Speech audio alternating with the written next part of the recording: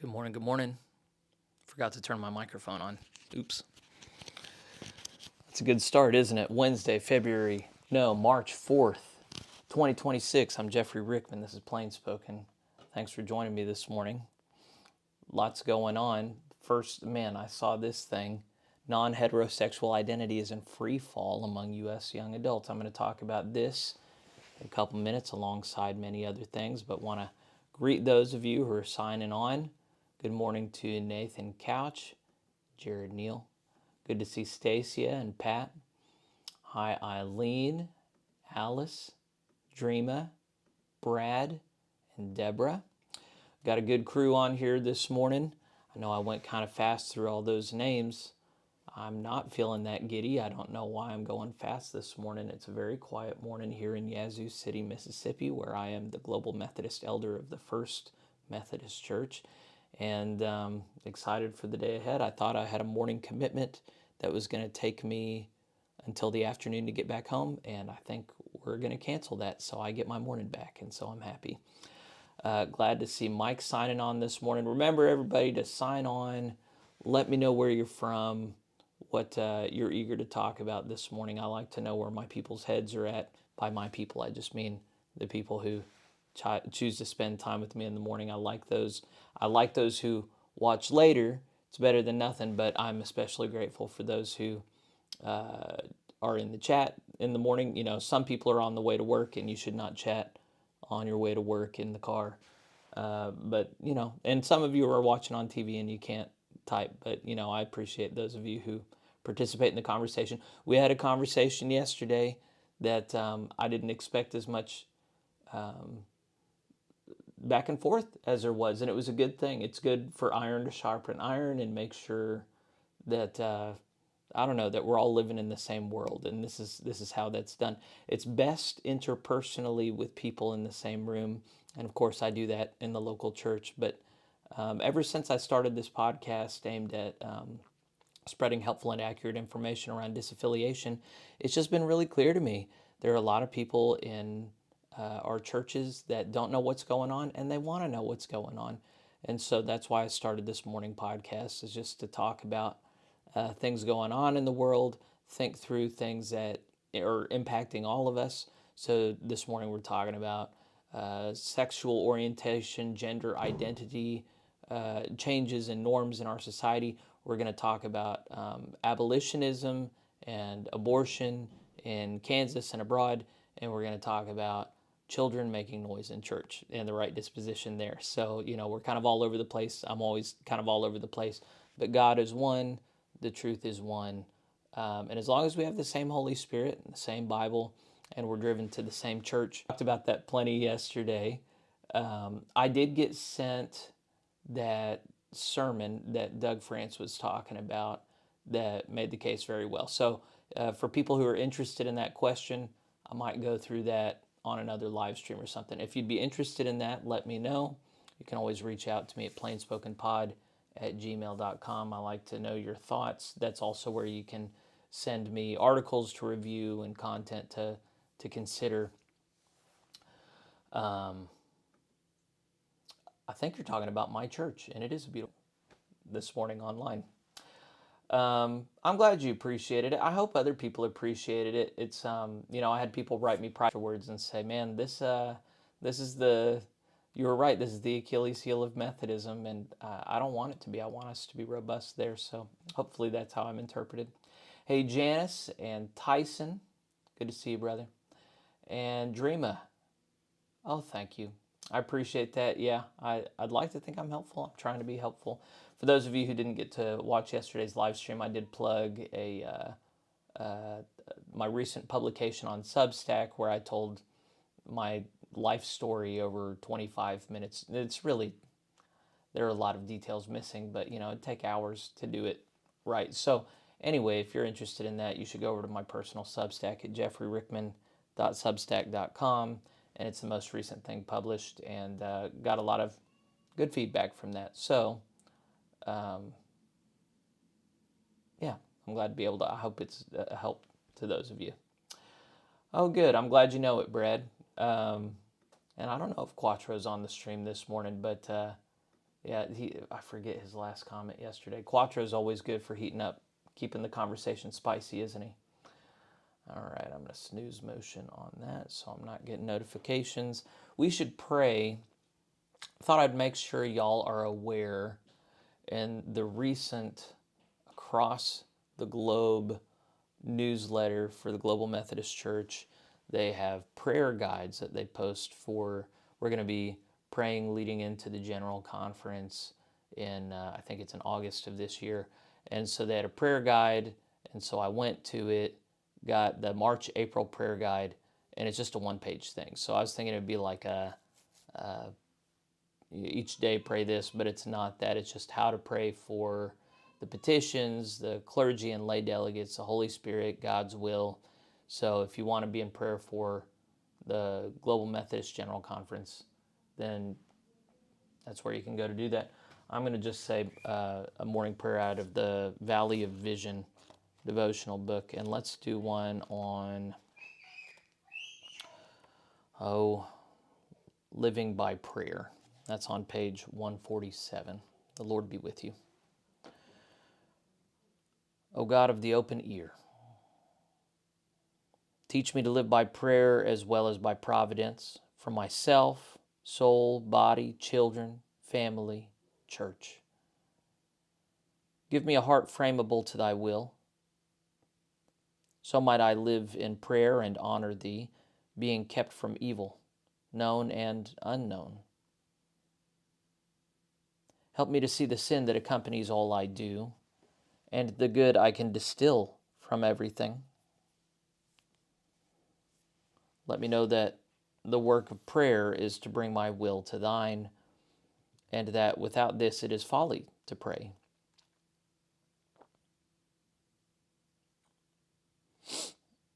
When I try to bring thy will to mine, it is to command Christ, to be above him and wiser than he. This is my sin and pride. I can only succeed when I pray according to thy precept and promise, and to be done with as it pleases thee, according to thy sovereign will. When thou commandest me to pray for pardon, peace, brokenness, it is because thou wilt give me the thing promised, for thy glory as well as for my good. Help me not only to desire small things, but with holy boldness to desire great things for thy people, for myself, that they and I might live to show thy glory. Teach me that it is wisdom for me to pray for all I have, out of love, willingly, not of necessity, that I may come to thee at any time, to lay open my needs acceptably to thee, that my great sin lies in my not keeping the savor of thy ways, that the remembrance of this truth is one way to the sense of thy presence, that there is no wrath like the wrath of being governed by my own lusts for my own ends. Amen. I don't know if you can hear that in the other room. We have a plumber came by this morning. We got the main sink backed up, and that's not a good thing. So he's apparently using a loud sexual temp. He's talking about the first article that we're going to deal with this morning that I pulled up by, I forget her name. I'll look at it in a second. Good morning, Brother Wally. Yeah. I had a wacky past, didn't I? Got some good pictures from it. Hey, Michelle, good to see you. Got Earl in the house. I must be missing some of the comments this morning. I didn't see that you had a loss, Brad. God bless you. I'm sorry. Yeah, I'm not seeing this. Why am I not seeing... Why am I not seeing... Okay, it's a different Brad. Brad Smith. Why would y'all be seeing that and not me? Oh, Quattro is with us this morning. That's great, brother. All right, let's look at our first article. Non-heterosexual... I'm sorry I don't have this in the show notes. I saw this like right before I went live. Non-heterosexual identity is in free fall among U.S. young adults. and bisexual women see the biggest decline. So I doubt we'll read the whole article. This is by Jean Twenge. I've heard that name, but I haven't ever talked to her. Last fall, researcher Eric Kaufman concluded that, quote, trans identification is in free fall among the young. His declaration was a little premature. His sources measured identifying as non-binary, not transgender, and were not nationally representative. But after digging into the best data I could find, I concluded he was probably right. Identifying as transgender and non-binary really did decline among U.S. young adults after 2023, and even among teens as young as 13. A lot of you may or may not even know that it was skyrocketing before this. Kaufman found that identifying as lesbian, gay, or bisexual was also declining, but most of his sources were college samples. At the time, there wasn't much nationally representative data on sexual orientation for 2024 or 25, and the little there was had low sample size. Oh no, I didn't see that it cuts off. All right, well, then I don't have much to offer you. Anthony Bradley is a good person to follow on X, but he says that essentially it shows that young adults are walking away from LGBTQ plus identity, and it was more of a social contagion than an orientation. There's been a 21% decline in young adults identifying as LGBT plus in just 3 years. So that's something that I'm. So one of the lines I'm always walking is nature points to God, but nature isn't God. There are certain things that happen in the world that are not godly. Obviously, the world is a very corrupt and gross place. So, yeah, we're all born inclined towards sin continually and corrupt in our innermost selves. And so you're going to see a lot of sick things in the world. But also, the initial goodness of creation isn't entirely lost. And you'll find a lot of times balance comes about in nature. So, the first time I think I really conceived of this was Jordan Peterson talks about in Western Europe how gender norms were completely destroyed legally, and women were escorted into the workplace, and gender norms were just seen as not at all appropriate anymore. And what happened after a decade of that was that men and women naturally gravitated towards careers, professions, functions that largely conformed with gender norms, stereotypically. That what people do, even as you try and artificially mess with them, is they revert to a kind of stasis that's more natural. And so that's why communism never works. It's just it's so unnatural as to be unworkable. But there are other things. The gay stuff, like that is, in a sense, it's found and precedented in nature, and in that sense, it is somewhat natural. But large numbers of sexually nonconforming individuals doesn't work on a societal level. And so what was distressing was seeing all these social trends towards not having another generation, not procreating and having children, not having. I mean, we still have a number of things we're seeing that are distressing: lower rates of marriage, lower rates of sex within marriage, lower rates of having children within marriage. Like, all of these things are still very concerning. But it was looking like, man, are we going to have, in another generation, are we going to have many having babies at all that even want to be with someone of the opposite sex? And amidst all the incel stuff and the women going career path and trying to get married for the first time in their late 30s, early 40s, even so, what we're seeing is a correction. Nature is kind of restoring itself to some degree. And so that's something worth being encouraged about. Now, it has very little to do, I shouldn't say very little to do with salvation. Yeah, no, the thing that concerns me, the ultimate concern is, stacking the deck in favor of people coming to Jesus, and to my mind, the less sexual sin you have in people's lives, the better. There's, although, some of the most powerful conversion stories are the people who are worst off. So I don't know. I I think it's good to work for the goodness of God's original creation here and now. But we'll be talking. Well, okay, I'll segue that into the next topic, which is abolitionism, and of course, well, not of course. What I tie the current abolition conversation to is prohibition. Now, prohibition was the primary cause of women's religious groups in the early 20th century until the 19th Amendment was passed, and then we outlawed alcoholic production and consumption in the U.S., and it couldn't be maintained, and eventually had to repeal the 19th Amendment. And it was a big failure of kind of like this legislating morality. Even though it's not really legislating morality, alcoholism corresponds with so many bad societal things: suicide, murder, violence, rape. All of these things have high correlates with alcohol, which is what the original teetotalers were talking about. But even so, there is this notion that you can bite off more than you can chew, and that if the population is not ready for certain laws, that you're actually going to set things back, and alcoholism within America has continued to be an issue ever since. It's making it illegal did seem, well, yeah, what was the last I read about this? Okay, yeah. Okay, I'll come back to that. But with respect to abortion, the moral issue of our day, we've killed millions of children in the womb. I think 27% of the millennials were killed in the womb. It's a huge issue, not just demographically, but morally. Whenever you're clear that a new life begins at conception, this is unconscionable.